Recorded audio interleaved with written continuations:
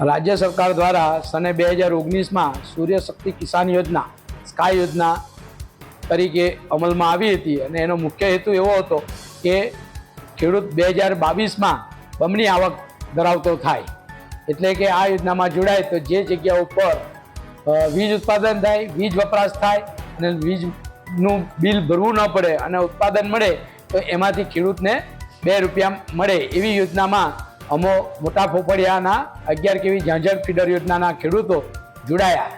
પણ પહેલું બિલ આવતા જ અમને ખબર પડી કે આમાં યોજનામાં તો કંઈક કાચું કપાયેલું દેખાય છે, એટલે અમે ત્યારથી અનેક વખત રજૂઆતો કરી હતી અને હાલમાં આ યોજના અંતર્ગત હપ્તા બાકી કરીને અમને એક નોટિસ આપી કે હપ્તા નહીં ભરવામાં આવે તો તમારું વીજ કનેક્શન કાપવામાં આવશે. એથી અમે અહીંયા આવ્યા તો એવું કહે છે કે તમારે લોન બાકી છે. અમે લોકોએ કોઈ લોન લીધી નથી આજ દિન સુધી. અમે કોઈ લોન લેવા માટે કોઈને અધિકૃત કર્યા નથી અને હપ્તા અમારે ભરવાના છે એમ કરીને એ લોકો અમારી મજબૂરીનો લાભ લઈ અને MGVCL એનું વીજ કનેક્શન કાપવાનું જણાવતા અમે અહીંયા એક આવેદનપત્ર આપવા માટે આજે આવ્યા છે.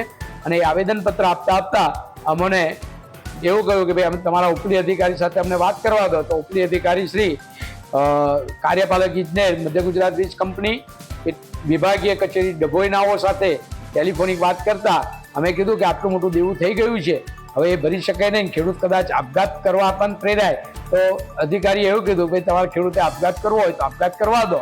એ કરવાનું જણાવતા અમે આજે અહીંયા ધરણા ઉપર ઉતર્યા છે. ખેડૂતને આપઘાત કરવામાં સુધીની એ લોકો દુષ્પ્રેરણા આપતા હોય અને આ યોજના સદંતર નિષ્ફળ નીવડેલ હોય.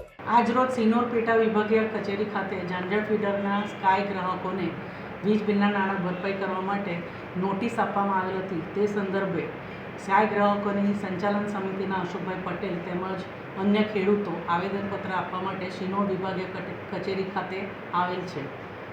સિનોર સબ ડિવિઝન ડેપ્યુટી ઇન્જિનિયરના ફોન દ્વારા અશોકભાઈ પટેલ દ્વારા મારી સાથે ટેલિફોનિક સંપર્ક કરી વાતચીત કરે, જેમાં તેઓએ જણાવેલ કે 30% રકમ જે લોનની ભરવાની હોય છે એ અમે ભરવાના નથી અને નોટિસ આપ્યા બદલ તેઓએ ઘણો ઉગ્ર વિરોધ કરે અને ઉગ્ર થઈને વાત કરતાં તેઓએ મને એમ પણ જણાવેલ કે તમારે નોકરીમાંથી પણ હાથ ધોવા પડશે.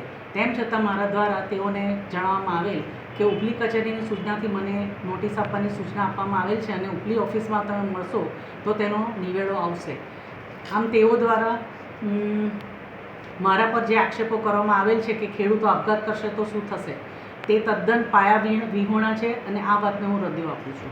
हमसे जुड़े रहने के लिए हमारे YouTube चैनल को सब्सक्राइब करें और नई वीडियो की नोटिफिकेशन के लिए बेल आइकॉन को दबाएं।